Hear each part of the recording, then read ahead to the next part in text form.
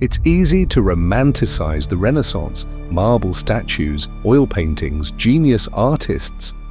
But behind the masterpieces was an age steeped in fear. The same Europe that painted angels also burned thousands of its own people alive, convinced they were in league with the devil. In towns scattered from Germany to Italy, whispers spread faster than reason. A bad harvest, a hailstorm, a sick cow. In the 16th century, these weren't coincidences. They were signs of dark magic. The Wiesensteig witch trials began in 1562, a small town in southern Germany. The year before, a furious hailstorm had torn through crops and plague followed. The locals demanded an answer. Why had God punished them? Their duke, Ulrich von Helfenstein, gave them one. Witches. Within weeks, dozens of women were dragged to dungeons. Their neighbors testified they had seen them dancing with demons in the forest. One chronicler wrote, they confessed under torture that they had flown through the air to kiss the devil behind. No one questioned the logic. To refuse to believe was to risk being next.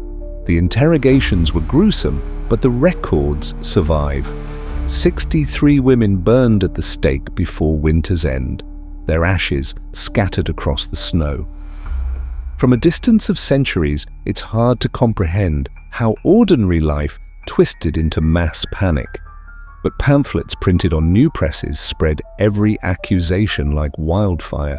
A German broadside from 1563 carried a woodcut of a woman riding backward on a goat, proof enough for most readers that the devil walked among them.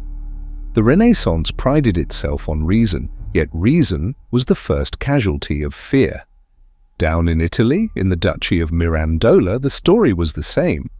Between 1522 and 1525, 10 people, men, women, even a priest, were burned alive in the town's square.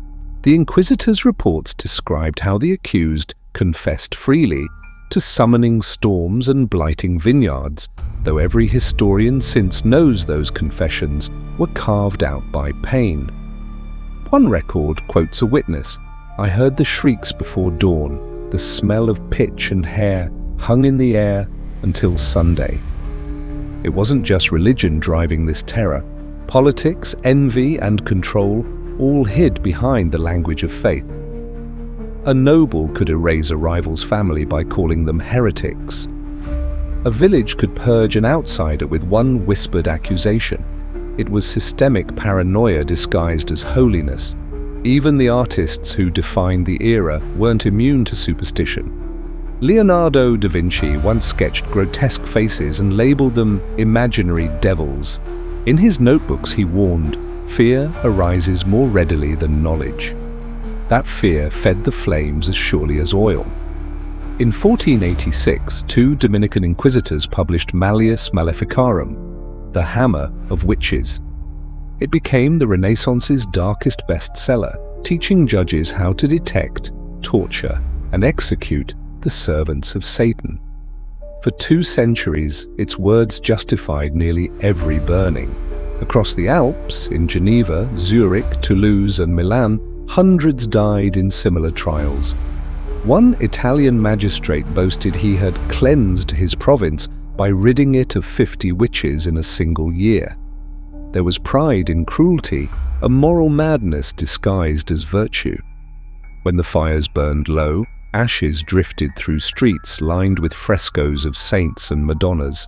The same hands that blessed the faithful built pyres for the condemned. Yet amid all the horror, something subtle was changing. Scholars began to question whether demons truly walked among men. Physicians examined so-called bewitched women and suspected illness, not sorcery. In Venice, a physician named Girolamo Fracastoro wrote that disease passes from body to body like seeds.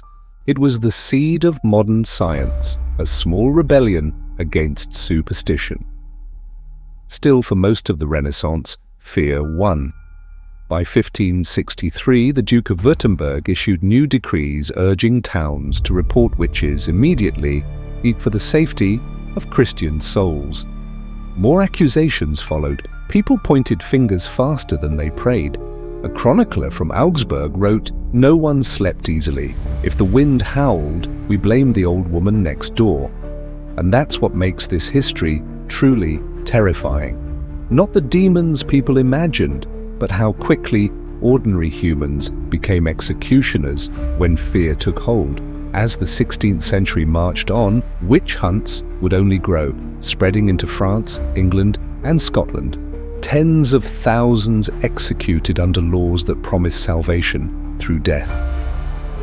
For Renaissance Europe, Enlightenment had a shadow. Every candle that lit a chapel threw another shape on the wall. And in that shape, people saw the devil. The fires would eventually die out. But their smoke lingered for centuries. In our folklore, our ghost stories, and every Halloween when we whisper about witches in the dark.